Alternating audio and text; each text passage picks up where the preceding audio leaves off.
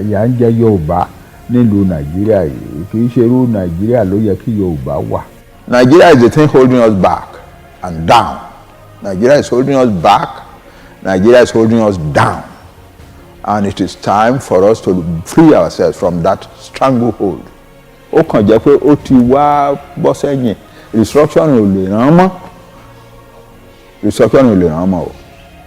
No. Agbára gbogbo tí àwọn region nígbà wọn tán fi ṣe oríire fún wa, ẹ ti kó gbogbo ẹ ti kó sọ́wọ́ federal government, tẹ́ ẹ bá ń ṣe bẹ́ẹ̀ yẹn kò ní dáa, kò dáa náà báyìí, ó ń burú sí lójoojúmọ́ ni.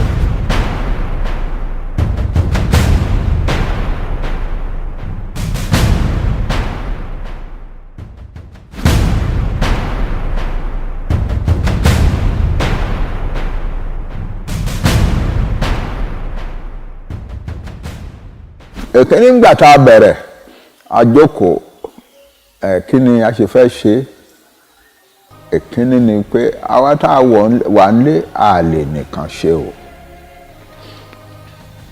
Ara nǹkan tá a jọ agree níbẹ̀rẹ̀ nìyẹn. Láwa tá a wà ní Nàìjíríà, àtọba àti ìjòyè àti politician àti professor àti àgbẹ̀ oko àti obìnrin ọjà, tá a bá pa gbogbo ara wa pọ̀ a lè nìkan ṣe. Ṣùgbọ́n Ọlọ́run ti bá wa ṣe. Ọ̀pọ̀lọpọ̀ nínú àwọn ọmọ wa ló ti sá lọ sókèèrè tán ti dèèyàn gidi lọ́hùn. A ní ìdí láti bẹ àwọn wọ̀nyẹn kán jọ kán máa bọ̀ wá jọ ìníwà láti ṣe. Tá a bá lè lọ́gbọ́n tá a lè fi kó wọn jọ tí gbogbo wọn gbà láti bá a ṣe àwọn ìnìkíní. Ẹni pé kí àwọn èèyàn wa tó wà ní every country in the world diaspora ẹ jọ̀ọ́ ẹ jáde, nǹkan báyìí ló dáa. Àti ẹ̀ nídìí láti bẹ̀ wọ́n because ìyà yẹn ló lé wọn kúrò lé, ló lé ọ̀pọ̀lọpọ̀ wọn kúrò lé. So ó kàn wá easy ju báwa gan ṣe rò. Àwa kọ́kọ́ ń rò pé ó máa ṣòro, ṣùgbọ́n kò ṣòro rárá. Àwọn fúnra wọn dìde bí èèyàn kan ni. Nígbà tó máa tó May 2020 tá a ṣe ok àti pera wa kọ́ àti pera wa jọ àti ṣe ẹ jẹ́ ká ṣèpàdé kan ká tẹ̀ wo bí tá a lágbára so abroad. Àwa ṣe tán pè ní Zoom meeting lórí Zoom. Gbogbo àwọn ẹni ará diaspora ẹ máa bọ̀ ẹ jẹ́ ká ṣèpàdé o. Bàbá wa Akintoye ló máa ṣe chairman o. Ó yà mí lẹ́nu. Àwọn èèyàn wá láti orílẹ̀-èdè 27. Ó yà mí lẹ́nu. Bẹ́ẹ̀ kò tí ì jẹ́ oṣù méjì kan tá a bẹ̀ sí pè wọ́n tá a ti yá rí nǹkan tó tó yẹn, kò tí ì pé oṣù méjì. 27 countries, 1,862 participants on that conference. I was surprised. Ṣé ìbẹ̀rẹ̀ ṣá lásán ṣe nìyẹn? Nígbà tó máa di October 1, 2020, ta ni ókè gbogbo wa máa ṣe rálì o káàkiri ayé o. Àwọn èèyàn tó bá wa ṣe rálì ìjọ yẹn 166 countries náà ti wá, about 4.2 million people. That we have succeeded mightily. Nídìí ọ̀rọ̀ pé ká lọ bẹ àwọn èèyàn wa ní diaspora. Ọlọ́run ti fún wa ní ìyẹn ṣe àti succeed with it. A tún ronú sí wípé a máa ní ìdí ìrànlọ́wọ́ ní ìta o. Lóde ayé kò sí àwọn kan tó lè ṣe nǹkan tí wọ́n bá ń fẹ́ kó jẹ́ àwọn nìkan ló máa ṣe, kò ṣeé ṣe mọ́. It's a global village. Nǹkan tó ẹ bá ń fẹ́ ẹ gbọ́dọ̀ wá yàn káàkiri ayé tó máa ṣe ìrànlọ́wọ́ fún yín. Organization wa bí United Nations ẹ gbọ́dọ̀ wọ́nà tẹ́ ẹ fi wọ̀ wọ́n lábẹ́ aṣọ kẹ́ lè gbé nǹkan tẹ́ ẹ wá yẹn kẹ́ lè gbé wọ̀ wọ́n lábẹ́ aṣọ. Ẹ gbọ́dọ̀ wá àwọn ìjọba kan tó lágbára, ẹ gbọ́dọ̀ wọ́nà bẹ́ẹ̀ ṣe wọ̀ wọ́n náà lábẹ́ aṣọ. Káàkiri tẹ́ ẹ bá ṣe yẹn kò ní ṣeé ṣe. So àwa kí la ṣe máa ṣe o. Àwọn ọmọ wa kan mọ̀ pé organization kan jẹ́ UNPO tó jẹ́ pé wọ́n kì í ṣe pé wọ́n máa bá yín jà tẹ́ bá fẹ́ jà àwọn kó ló máa wá kọ́ yín ní ìjà bí nǹkan kan o. ṣùgbọ́n tẹ́ ẹ bá kọ̀wé dání nǹkan tẹ́ ẹ ń fẹ́ ebo ló yẹ ká mú lọ ta lẹni náà tó wà ń bẹ̀ tá a máa rí irú táìmù wo náà máa mú ìwé lọ fún wọn irú kí náà ṣe ń kọ ìwé wọn tó máa tẹ́ wọn lọ́rùn àwọn nǹkan tí UNP òun ṣe nìyẹn àdẹ̀wà lọ join wọ́n dẹ̀ gbà wá kì í ṣe àwa organisation náà gbà ó wọ́n gba Yoruba Nation as a member àtúnṣe yẹn ní ilé fúnra rẹ̀ àwa bẹ̀ sí ṣe kí a gbọ́dọ̀ sọ fún àwọn èèyàn wa àwọn ọmọ kéékèèké tán sákàkiri wọ̀nyí àwọn ló pọ̀ jù lóòótọ́ ṣùgbọ́n ọ̀mọ̀wé ni wọ́n àwọn tí ò kì í ṣọ̀mọ̀wé tó jẹ́ àgbẹ̀ tó ń jí tó ń lọ sóko màmá tó ń jí tó ń lọ sọ́jà lọ ta irú àbí ògbèrè àbí aṣọ or whatever àwọn pásítọ̀ tó ń ṣe pásítọ̀ ní ṣọ́ọ̀ṣì wọn tí ọ̀rọ̀ ń ṣe politics ò kàn wọ́n àwọn oríṣiríṣi wọ̀nyẹn ó yẹ ká lè bá wọn agbọ́dọ̀ lọ bá ètò wọn ìyẹn là ń ṣe lọ́wọ́ báyìí so ìyẹn ń lọ lọ́wọ́ gidi bí mo ṣe ń sọ̀rọ̀ yìí ìkẹrin ni wípé a máa dúpẹ́ lọ́wọ́ Ọlọ́run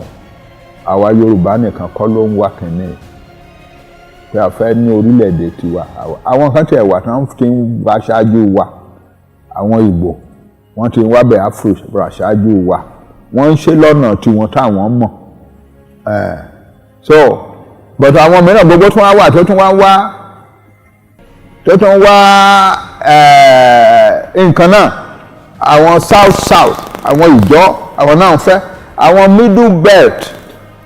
àwọn Plateau state Benue state kíní gbogbo àwọn náà ń fẹ́ so àwa ní ẹ jẹ́ á pè wọ́n mọ́ra a dẹ̀ pè wọ́n mọ́ra lágbára Ọlọ́run pẹ̀lú ìfẹ́ Ọlọ́run fún wọn ó mú sọ́kàn wọn pé kán máa bọ̀ kájọ ṣépọ̀ so àwa ṣe alliance a pè ní Nigerian Indigenous Nationalities Alliance for Self-Determination nina èmi ni chairman gbogbo ẹ̀ ọmọ lọ́yà ọmọ Ìgbò kan ní secretary general àwọn èèyàn wa gbogbo wà nù ẹ̀ so bó ṣe jẹ́ nìyẹn àwa wọ̀nyẹn àwa jókòó ẹsẹ̀ kan tá a gbé tó tóbi gan-an ó ṣòro láti ṣàlàyé ẹ̀yẹ ọ̀pọ̀lọpọ̀ èèyàn but I'm try ẹsẹ̀ tá a gbé náà ni wípé nígbà táwọn bàbá wa Awólọ́wọ̀ Azikiwe àti gbogbo ọjọ́ yẹn tán sọ̀rọ̀ Nàìjíríà ní 1950s tán ní federation kálukú ló ní constitution yẹn recognize pé this is your western region nínú eastern region nínú northern ẹni gbogbo agbára tẹ́ fẹ́ láti ṣe ìfẹ́yín fún àwọn èèyàn ni àjọrò gbogbo àwọn bàbá wa ń jẹ́ ènìyàn tán fi kó wa wọ Nàìjíríà by 1957 àwa Yorùbá àti ní self government tiwa bàbá wa Awólọ́wọ̀ ti gba self government tiwa fún wa ní western region ó ti gbà fún wa ọmọ kékeré ní gbà mo ṣe gbé yunifásitì ní tá à ń yọ nìbàdàn tá à ń jó káàkiri nìbàdàn 1957 a ti gba self government wa tá a bá fẹ́ at that point a lè ṣàìwọ Nàìjíríà ká má bá Nàìjíríà lọ sí independence ká kúrò lọ́jọ́ yẹn ká má ṣèjọba tiwa lọ ká má jára wọn mọ́ ìgbà tó yá náà lẹ́yìn tiwa àwọn ìsì náà gba tiwọn 2 years later 1959 àwọn nọ́ọ̀sì náà gba tiwọn so we were not one country essentially but pé ó máa da ká ṣe pọ̀ pé ó máa da àwọn òyìnbó ń fẹ́ ká ṣe pọ̀ but àwa fúnra wa náà ronú sí pé ó ń dẹ̀ máa da o ká ṣe pọ̀ òun la ṣe wọnú Nàìjíríà pọ̀ kí gbogbo àwa celebrate independence in 1960 àwa ti ní self government wà for 3 years kí Nigeria independence tó dé kò dẹ̀ sí nǹkan tí a lè ṣe fúnra wa ń gbà wọ́n and the constitution ara wa east náà ní constitution tiẹ̀ north ní constitution tiẹ̀ a ní flag ara wa a ní coat of arms ara wa a ní representative ara wa ní abroad ní London High Commission in London. Ilé tí wọ́n pè ní Nigerian Commission in London Western region lónìí bẹ̀ wọ́n wá ní oúnjẹ Nigerian Commission báyìí Western region wa lónìí bẹ̀ adẹ̀kóra wa sínú gbogbo àwọn ìlú ṣùgbọ́n láti ẹnu gbàtà ti wọ independent àwọn tí British gbé ìjọba lé lọ́wọ́ àwọn Fúlàní èmi ká má gbára kan kúrò ní ti region kan mo sápò ara kan mo sí federal government ọ̀la ìgbà tó yá àwọn sójà wọn bẹ̀ sí dé gbàjọba wọ́n máa kó gbogbo agbára wọn yẹn from the regions to the federal government ìgbà tó yá wọn bẹ̀ sí pín region wọn sí wẹ́wẹ́ ká má bàa lágbára mọ́ ká má bàa dẹ́nu kan náà mọ́. Nígbà tó wá di 1999 wọ́n wá ṣe constitution kan tó wá ṣe pabambari gbogbo ẹ̀ pabambari ni jìbìtì constitution ni kò sẹ́ni bẹ́ẹ̀ ni jìbìtì forgery 419 constitution ni because àwọn ẹni tó jẹ́ northerner tó ń ṣe president ó kó àwọn ará gbé díẹ̀ mọ́ láàrin ẹgbẹ́ wọn wá kọ constitution tó suit àwọn tó jẹ́ pé gbogbo agbára tó wà ní Nàìjíríà pátápátá wọ́n wá gbé lọ́wọ́ federal government wọ́n dẹ̀ ti gbà wípé federal government yẹn ọwọ́ wọn ló máa wà constitution tó jẹ́ pé gbọ́n ṣe kọ́tàn yẹn kán gbé fẹ́ ẹ̀yin ará Nàìjíríà wá wo constitution wa ní òkúta la máa fi pàdé wọn kò sẹ́nì kankan tó lè gbérú ẹ̀ jáde so wọ́n wá gbé jáde lébùrú wọ́n wá lọ gbé gbà kọ̀rọ̀ president wá lọ ṣe decree náà fi ṣe kò sẹ́nì kankan wa tó gbọ́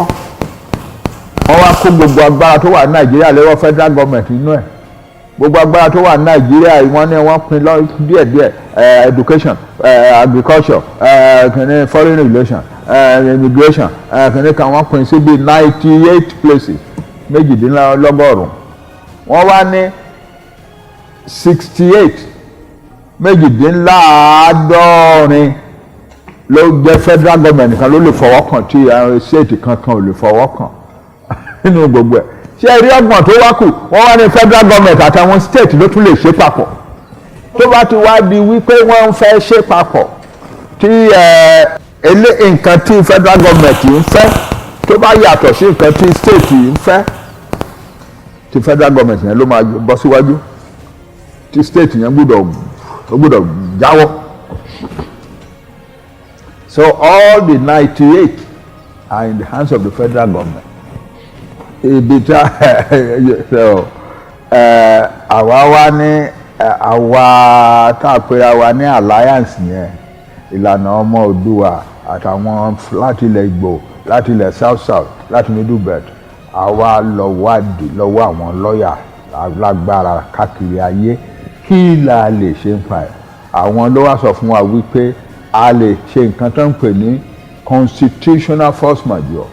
pé ìjọ tá a wọ kínní ìgbà àṣeṣe kan lélẹ̀ eléyìí tẹ́ wá ṣe yóò kì í ṣara ẹ̀ therefore a kì í ṣara eléyìí mọ́ so a ti wá kọ lẹ́tà sí Nigerian government pé àwa ò sí lábẹ́ Nigeria constitution yín mọ́ ò kì í ṣe constitution ti wà nìyẹn a dẹ̀ ti lọ gbé lẹ́tà yẹn a ti gbé fún Buhari fúnra ẹ̀ a ti lọ gbé fún United Nations a ti lọ gbé fún President America a ti lọ gbé fún Prime Minister Britain a ti gbé fún President Chancellor Germany a ti gbé lọ fún President of France àti President of Russia àti káàkiri ayé gbogbo ayé ti gbà wípé òótọ́ làwọn ará bí n sọ so nǹkan tán wá adẹ̀wá ní àfẹ́jà o ní àfẹ́dà lúrò ṣùgbọ́n a ti yọra wa kúrò lábẹ́ constitution yẹn ṣùgbọ́n a sì fàyè lẹ̀ pé ká sọ̀rọ̀ ẹ̀yin federal government ẹ̀ wájú bá wa kẹjẹ ká sọ̀rọ̀ ẹ ṣètò ẹ̀yin náà lẹ lágbára ẹ lọ ṣètò ká wá bá yín ká wá sọ̀rọ̀ wọ́n kọ̀ wọ́n wá sọ̀rọ̀ wọ́n fẹ́ bá wa sọ̀rọ̀ wọ́n lọ ń dá oríṣiríṣi ọgbọ́n káàkiri ṣùgbọ́n nǹkan tó wà ń bẹ̀ báyìí ni wípé wọ́n lè gbébọn wá kán ní wọ́n fẹ́ wá bá wa jà gbogbo ayé á sọ fún wọn wípé àwọn tó rí wọn pé títí tán jókòó tán kọ ìwé sí yín tán ṣàlàyé nǹkan tó ń dùn wọ́n lọ́kàn tán gbélé yín lọ́wọ́ tán ní kẹ́ máa bọ̀ kájọ wá ṣe ká sọ̀rọ̀ papọ̀ tẹ́ ẹ̀ dá wọn lóhùn ẹ wá kó ìbọn lọ bá wọn irú èwo nìyẹn kò ní ṣeé ṣe now they cannot bring the gun against us. So bó ṣe jẹ́ nìyẹn àti kọ́wọ́ wọn dè.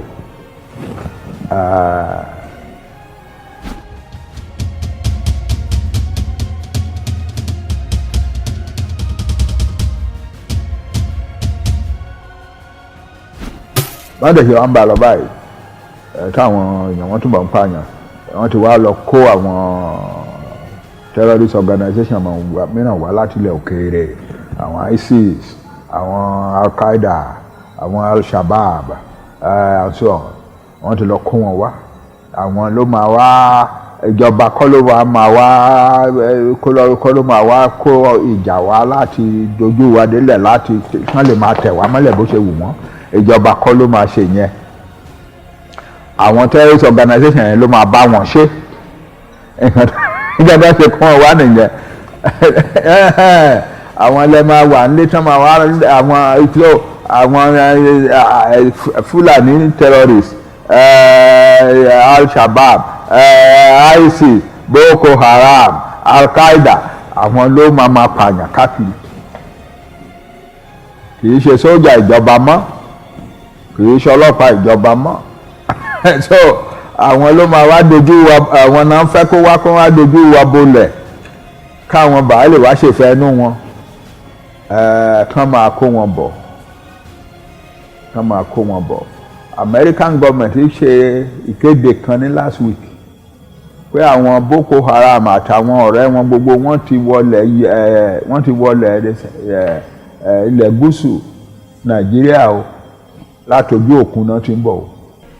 pé so wọ́n ti wọ Èkó wọ́n ti wọ gbogbo Lagos State border coast Ogun State coast Ondo State coast ara wọn dẹ̀ ti gba ìjọba Niger State now ẹ wò yẹn dáadáa o Niger State yẹn ni the immediate neighbor Yoruba land. In fact ara Niger State ó wà nílẹ̀ Yorùbá lórí ẹ̀bùkàn tó ń pè ní Láfíàjì nǹkan tí ìyẹn mì ní wípé ọ̀nà ti wá là sílẹ̀ fún àwọn terrorists wọ̀nyẹn àwọn ISIS Al-Qaeda and so on láti wọlé Yorùbá láti Kwara àti Kogi dẹ́ kán wá bẹ̀ sí ká gbogbo àwa yòókù tá a wà ní Èkìtì State Ondo State Ọ̀ṣun State Ọ̀yọ́ State Ògùn State Lagos State ọ̀nà ti ṣí sílẹ̀ fún wọn. Meanwhile àwọn tí Amẹ́ríkà ló ti wọlé láti ojú òkun àwọn náà ti wọlé so àwọn kan ń bọ̀ látòkè àwọn kan ń bọ̀ láti ìsàlẹ̀ àwọn wà láàrin ibi tí ọ̀rọ̀ wà lẹ́ni nìyẹn. èdè ẹ̀nu wá jókòó ní sátidé tó kọjá ìjẹrin jarun mo wá kọ lẹ́tà sí gbogbo àwọn gọ́vùnà wa mẹ́fẹ̀ẹ̀fà bí ọ̀rọ̀ ṣe rí nìyí yìí o ó tó time o kẹjọ kẹ ṣe nǹkan tẹ́ bá rò pé ẹ lè ṣe láti ràn án lọ́wọ́ but lẹ́nu báyìí mo tún wá send message pé ẹ̀yin gbogbo ọmọ Yorùbá mo ti kọ lẹ́tà sáwọn gọ́vùnà wa láti ṣàlàyé yé wọn nǹkan tó ń ṣẹlẹ̀ o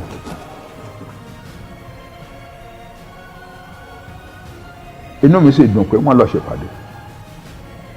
ní ìjẹta àbí lánàá ní Àsàbà àbí ìgbọ̀n gbogbo àwọn gómìnà south inú mi dùn láti gbọ́dọ̀ ṣùgbọ́n lẹ́yìn still àwọn ọmọ ẹgbẹ́ ní ká kọ lẹ́tà sí gbogbo Yorùbá ká má jẹ́ pé gómìnà nìkan la kọ lẹ́tà sí ká wá sọ fún gbogbo ọmọ Yorùbá pé a kọ lẹ́tà sí àwọn gómìnà wa o a ṣàlàyé yé wọn nǹkan tó ń ṣẹlẹ̀ o danger tá a wà o nǹkan báyìí la sọ síbẹ̀ o lẹ́tà ń gan lélẹ̀ ká kúkú publish lẹ́tà yẹn mọ́ra lẹ́yìn yẹn nǹkan táwa fẹ́ fi kún nìwọ̀nyí o ẹ̀yin Yorùbá ẹ lọ múra o ogun ti dé o ogun bọ̀ ogun ò bọ̀ mọ́ ogun ti dé o ogun ti dé o therefore kí kálukú múra o ẹ̀yin ọmọ wa kéékèèké ẹ múra kẹ́ gba ìlú yín sílẹ̀ o ẹ̀yin lẹ lè ṣe o ẹ̀yin lẹ lè ṣe o àwa bàbá yín àá máa tọ́ yín lọ́nà á dẹ̀ máa gbàdúrà fún yín tí wà ojú bẹ́ẹ̀ yẹn ọmọdé ló nílùú ọmọdé ló ń gba ìlú sílẹ̀ láti jọ́tọ̀ Ọlọ́run ti dáyé àwọn ọmọ wa ọkàn mi dẹ̀ balẹ̀ wípé wọ́n máa gba ìlú tiwa sílẹ̀ ẹnì kankan ní òbá rọ̀nà wa so bó ṣe bá ibi tí àbádé nìyẹn iṣẹ́ tí mo rán yẹn mo dẹ̀ sọ bẹ́ẹ̀ pé gbogbo ẹ̀yin tùsùkọ́ àmọ̀ báwọn terrorist yẹn ṣe máa ń hùwà tí wọ́n bá hùwà ìlú kankan tó dá bẹ́ẹ̀ ni wọ́n á kọ́kọ́ bàjẹ́ so gbogbo ẹ̀yin tẹ́ wà ní in charge ilé ìjọba àbí ẹ̀yin tẹ́ nílé ńlá àbí ṣọ́ọ̀bù ńlá àbí big office building lẹ́kọ̀ọ́ ní Ìbàdàn àbí níbikíbi nílẹ̀ Yorùbá ẹ̀yin oní church ńláńlá àbí ẹ̀yin oní religious camp bí àwọn redeem gbogbo wọn winners and so ẹ lọ múra kẹ́ ṣètò àwọn ọmọ kéékèèké tó máa defend ọgbà yín wọ̀nyẹn o ẹ̀yin tẹ́ ẹ ní mọ́ṣáláṣí ńláńlá because àwọn wọ̀nyí ò respect nǹkankan o ńgbà tán jálu Mali mọ́ṣáláṣí ńlá kan wà ní Mali tí gbogbo ayé lọ máa ń wò láti is the oldest Islamic monument in West Africa òun làwọn àwọn wọ̀nyí kọ́kọ́ lọ jáde tán destroy pátápátá délẹ̀délẹ̀ so kẹ́nìkankan lára wa àwọn bàbá wa tán kọ́ mọ́ṣáláṣí tán jẹ́ ìmáàmù bẹ́ẹ̀ kán mú ṣètò bọ́n ṣe máa defend mọ́ṣáláṣí wọn àwọn wọ̀nyí tán bá wọn á wó mọ́ṣáláṣí sọnù o yes nǹkan tí wọ́n ń ṣe nìyẹn ńgbà tán tí àwọn ISIS tán wọ Iraq wọ́n wó mọ́ṣáláṣí wọ́n wó religious centers tó jẹ́ Muslim kìíní àwọn eléyìí tí ò bá kì í ṣe irú àṣà táwọn ń fẹ́ wípé we are fundamentalists we are jihad ẹni tí ò bá ti gbà yín wọ́n á destroy gbogbo wọn ni nǹkan tí wọ́n nìyẹn àwọn ò bá yàn so àwa Yorùbá àdẹ̀ kì í ṣe ní jihad àṣẹ ní fundamentalists we are Muslims who are preaching the love of God we are not preaching that God can not destroy èèyàn kankan ẹ lè bá Yorùbá kankan wẹ́wẹ́ ẹ̀yin ni Muslim ọ̀yá jẹ́ kákàdá kákó mọ̀ ká lọ máa pa àwọn yòókù Yorùbá wá dá ẹ lóhùn fún kínní Yorùbá ò ní ṣerú yẹn bọ̀ torí pé a lè ṣerú yẹn àwọn tó ń ṣe terrorist wọn lè láìpẹ́ àwọn Muslims ti wa in fact ìsọkúsọ náà máa sọ nípa àwọn Muslim wa pé àwọn Muslim wa they are reprobate they are kìnnì kan so on and so forth bó ṣe jẹ́ nìyẹn wọ́n lè fẹ́ràn àwọn Mùsùlùmí tí Yorùbá but àṣà tiwa ni wípé àwa ò lè máa pààyàn torí ẹ̀sìn Yorùbá kankan ò lè pa ẹnìkejì ẹ̀ torí ẹ̀sìn fún kẹ́nì so torí pé àti lè pààyàn torí ẹ̀sìn yẹn àwa ò kì í ṣe Mùsùlùmí mọ́ nǹkan táwọn ń sọ nìyẹn tiwọn so bó ṣe jẹ́ nìyẹn.